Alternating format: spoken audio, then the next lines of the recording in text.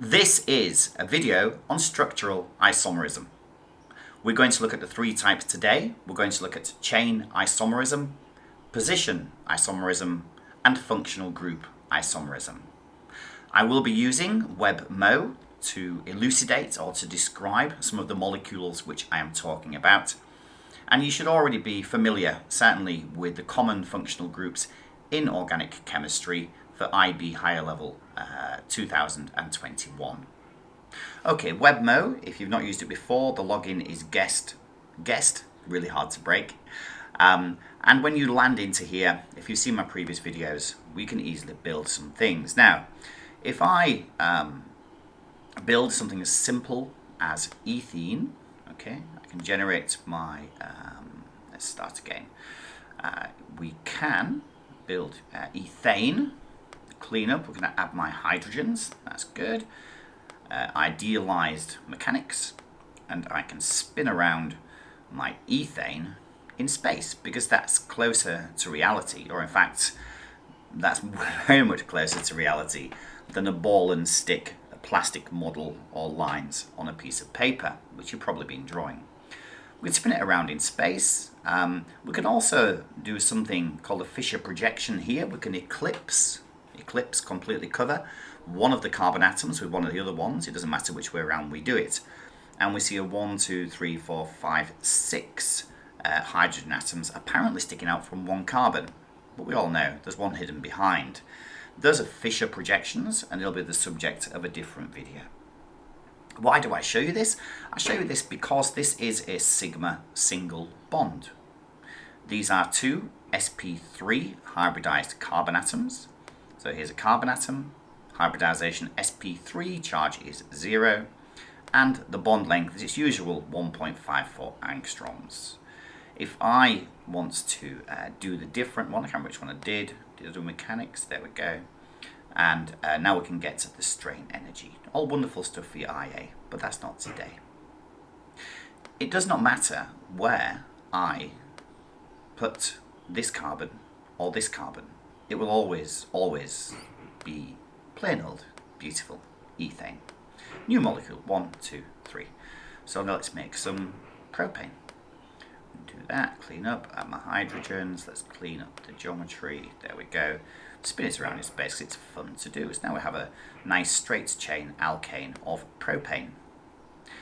If I took off this methyl group here, and I moved it to here, there, or I did that, it's the same molecule.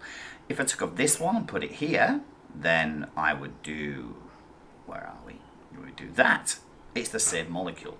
So it does not matter where these three carbons in a line are, they will always be in a line.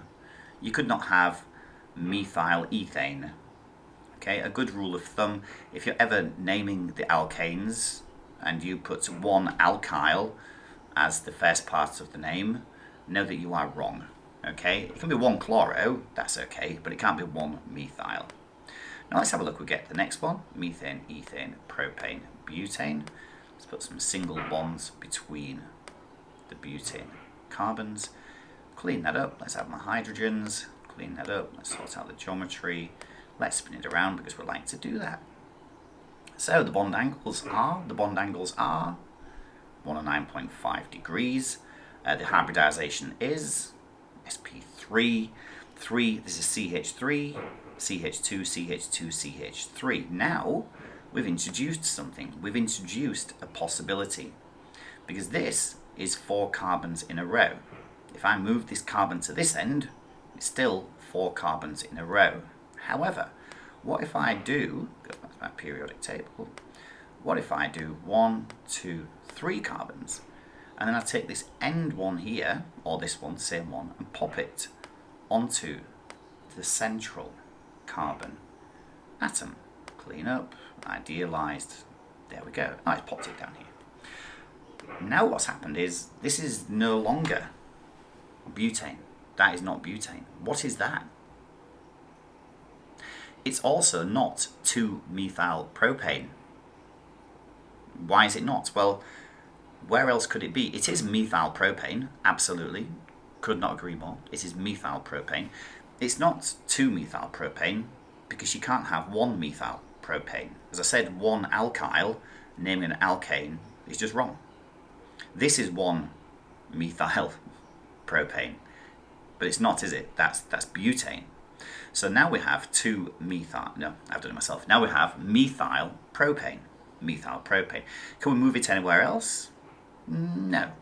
It's a couple of isomers of that one, but that was 4 carbon atoms. So now 1, 2, 3, 4, 5. Put my sigma single sp3 hybridized bonds into there, and again spin it around because I like to do that. I also like to do the electrostatic potential. This is quite nice to do. So it gives you a sense, a much deeper sense of what the molecule actually looks like in reality. We can still spin this thing around, I believe. Yes, we can. Because molecules are not balls and sticks. They are not plastic spheres that we stick plastic bonds into. Don't forget, the nucleus is an infinitely dense, positive entity surrounded at relatively massive distances from its center to the outermost electrons. So when we're looking at a molecule, what we are seeing is the electrostatic potential around that molecule. I think that's a beautiful thing. Anyway, I slightly digress. No, I didn't. I said that because this is 1, 2, 3, 4, 5. This is pentane. Pentane, I can take off this carbon atom here. I can't move it here. Well, I could, but if I move it there, it's still, the straight chain is 1, 2, 3, 4, 5. It's still pentane. But I can move it to the central atom. What do I mean, move it to the central atom? 1, 2, 3, 4, 5. I can move it here. So I can make this one. 1, 2, 3. I've added 6. 1, 2, 3, 4, 5. So I just need to undo. There we go. And one more. Thank you. There's my 5. Right. So now I can put in my sigma single bonds. I can put a bond to this one, and then I can spin this around, and it's gone to the bottom. It's this one here. So now I've made 1, 2, 3, 4, so it's a butane, and I've made methyl butane. Why do I not need the number? Well, I don't need the number because this is on the second lowest number, longest chain, lowest number. 2-methyl 1, 2, 3, 4 butane. If I put it on the other side, it's still 1, 2, lowest number, 1, 2, 3, 4 methyl butane. Is there something else I can do with 5 carbon atoms to get the same molecular formula but a different connectivity in space? Well, yes there is. Let's have 1, 2, 3, put 1 north and 1 south. I still have 1, 2, 3, 4, 5 carbon atoms. Clean up, idealized, spin it around because we like to do that. And now I have made, what's that called? Longest chain, 1, 2, 3, 1, 2, 3, 1, 2, 3. It's 3 in any direction. It doesn't matter which one you take. This is a symmetrical molecule. On carbon 2, it doesn't matter if that is 1, that is 1, that is 1, that is 1. Well, that is 3, that is 3, that is 3, that is 3. You get the idea. This is always 2. So this is 2, 2, dash, commas between numbers, dash between number and letter, dimethyl propane. It has exactly the same number of carbon atoms, 1, 2, 3, 4, 5, 3, 6, 9, 12, 3, 4, 5, 6, 7, 8, 9, 10, 11, 12. Same, all the way around. Okay? So, same molecular formula, but they do have different physical properties, different boiling points, different melting points. Why? Well, let's go back to the isosurface. This is the surface of electrostatic potential, which the molecule's actually exhibiting in reality. Now, I'm not sure how helpful that was. They're all quite bunched together, but you can see this one, the way I like to describe it is to think of some spaghetti, okay? This is linguine. This is linguine spaghetti. Clearly, boiling is a consequence of overcoming the intermolecular forces between neighbouring molecules. This one, the straight chain 1, 2, 3, 4, 5 pentane, is going to have much higher intermolecular forces than the branched same molecular formula isomer of pentane. The more branching there is, the lower the boiling point. So if this is linguine, this is more like gnocchi, okay?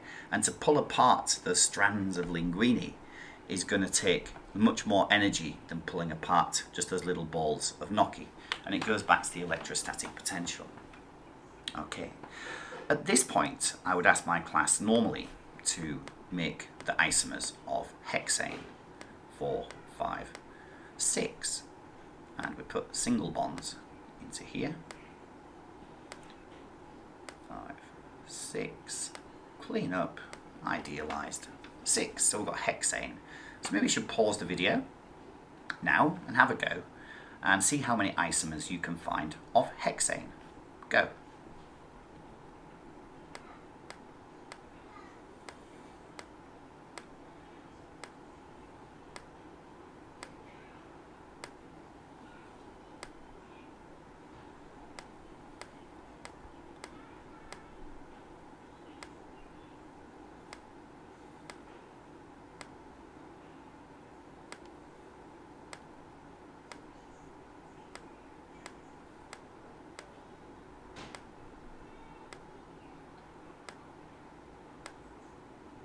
Okay, so welcome back. While you've been away, I've been hurriedly building the isomers of hexane, and hopefully I've remembered them all. There should be 5. Yes, there are 5. How do I know I've not repeated myself? Well, I know because I'm naming them. This is hexane 1, 2, 3, 4, 5, 6. Sometimes N-hexane, but we don't do that at IB. So if you see that, just ignore it. Okay.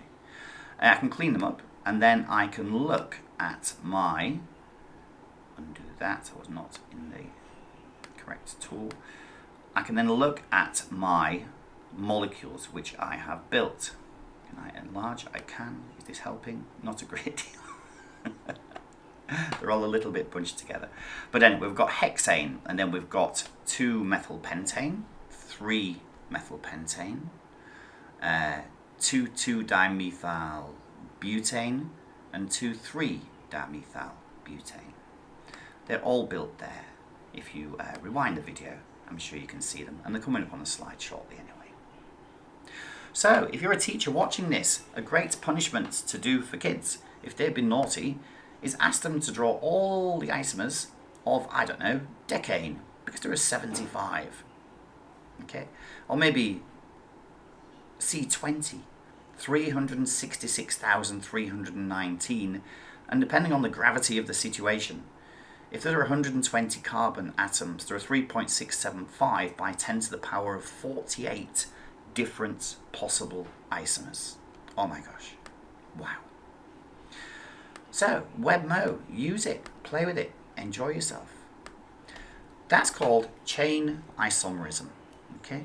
And with what we've been looking at just there, I showed the electrostatic potential. More branching means a lower boiling point. Alkanes have similar chemical properties. There are 2 reactions you need to know for IB chemistry. One is combustion, just burn it. You can combust it in excess, or incomplete or insufficient oxygen. In excess, you get CO2 and H2O. Insufficient oxygen, you get your carbon as well as carbon monoxide, highly toxic, plus your CO2, plus your H2O. But with more branching, there's going to be a lower boiling point. We'll see a couple of examples shortly. Positional isomerism is the same carbon skeleton with the same functional group, but in a different position. We'll see that in a moment. And then a functional group could just blow your mind a little bit. Let's have a look. Butane and 2-methylpropane. We built that using our WebMo, which is over here, earlier on during this video. And just because I enjoyed it, let's do it one more time. And we can spin it around. Okay, so it calculates the Huckel, the electrostatic potential, and then we can see here butane And now we've got 2-methylpropane on the right-hand side of the screen. But the straight-chain butane has a boiling point of minus 0.5 degrees C. But the methylpropane has a boiling point of minus 11.7 degrees C. So greater branching, lower boiling points. With the alkenes, now the alkenes, they're interesting. Why? Because with something as simple as this, let's put the double bond in, 1 sigma, 1 pi. Something as simple as this molecule, what is this molecule called? Yes, you guessed it. This is but-2-ene. Okay? It's actually a specific type of but-2-ene, but we'll come to that shortly because we need to discuss something first. Sigma has free rotation around a single bond. This methyl group is spinning in space around this axis, free rotation around a single bond, a sigma bond. This bond between carbon 2 and carbon 3 has 1 sigma, but as you know, it also has 1 pi. Let's have a look at the pi, the electrostatic potential around that pi bond now. And you can see a massive difference between how this is manifested and how it would be for the single bond. The electrostatic potential is so much higher. And what happens is, because this pi bond is above and below the plane of the molecule, this is locked. A double bond locks the conformation. So this is, yes, but 1, 2, 3, 4, longest chain, it's a but or a but 1, 2, 1, 2, but 2-ene. You need to have the number because you could have but 1-ene as well. So but 2-ene is here, but this has 2 methyl groups on the same side as the double bond, and this has hydrogens on the opposite side. So this would be called cis but 2-ene, but we're not doing that today. I'll save that for the next video. We can also have positional isomerism. You can have this with the halogens is the classic example. You could have it with other things like a nitro group. That would be perfectly acceptable, an amine, but let's stick with the halogens for now. So we have 1 chloro, move it along 1, 2 chloro, butane, 1, 2, 3, 4, 1, 2, 3, 4. But not 3 chloro. Why not 3 chloro? Because all that's changed is your point of view of the molecule. The molecule still has a chlorine atom as a substituent chloro at carbon atom number 2. So similar chemical properties, slight differences, but different physical properties, because physical property is a consequence of how these molecules, I like to say tessellate, how they fit together in the bulk matrix. Okay. Not limited to straight chains. We can also have a benzene ring. If you've not done benzene yet, you're in for a treat. Okay, so 1, 2, 3, 4, 5, 6. And I'm going to build not benzene. I'll tell you why it's not benzene. So this is, there we go, clean up, comprehensive. What you're going to do, wow, look at that, it's not bad. It's a Kekulé structure of benzene, but this is spinning in space, planar molecule, look at the plane of that, beautiful. Alternating single and double bonds as a resonance hybrid. It's not the actual reality of the molecule, because if this was the molecule, this would be cyclo, in a circle, hexa, 1, 2, 3, 4, 5, 6, tri, 1, 2, 3, ene, cyclohexa, 1, 2, 3, 5, triene, cyclohexa, 1, 3, 5, triene. Wow. Benzene can be substituted, so we can add chlorine atoms to it. So we can make that chlorine, and then we can make the 1, 2, we can make the 1, 3, or the 1, 4, and just because I enjoy doing it, let's have a look at the electrostatic potential. Look at those chlorines. What have they done? It's a massive bulking out of electron density here. Okay, this is now a highly polar molecule. But it's the same formula, same molecular formula. That's the point. Structural isomerism. So same molecular formula, but it's a completely different molecule. Completely different. This is, yes, ethanol, 1,2-ol hydroxyl group, but this is C2OH6. C2OH6, same molecular formula, but this is dimethyl ether. This is ethanol. Ethanol is a great solvent. It's used industrially. It's got a nice non-polar alkyl group here, nice polar hydroxyl group, so it dissolves many things. Ether, not all that useful, pretty volatile, anesthetic. Aldehydes, what's this one? 1, 2, 3, so it's a prop. Terminal carbonyl group, so it's a propanal, and this is propanone because it's C to CO to C, so it's ketones, that's propanone. Again, same molecular formula, different arrangement of atoms in space. Acids and esters, look at that, 1, 2, 3, propan, COOH, C-carbonyl, OH carboxyl, propanoic acid. Compared with the same molecular formula again, this is an ester. Start with the alcohol residue, so that's going to be methyl, because it's next to the single bonded O. Methyl, don't forget the C in the carbonyl group, immediately eat ethanoate. Methyl ethanoate. So, functional group isomerism. Alcohols and ethers, the physical properties. This is a polar OH bond, there's no hydrogen bonding here. Okay, this has got loads of different reactions. You might know some of them. If you don't worry, you will cover them. And the ethers they just get a mention in IB chemistry. They're not really explored. They're fairly inert, but low boiling point because there's no hydrogen bonding. Aldehydes and ketones. An aldehyde you can reduce to a primary. Ketone you can reduce to a secondary.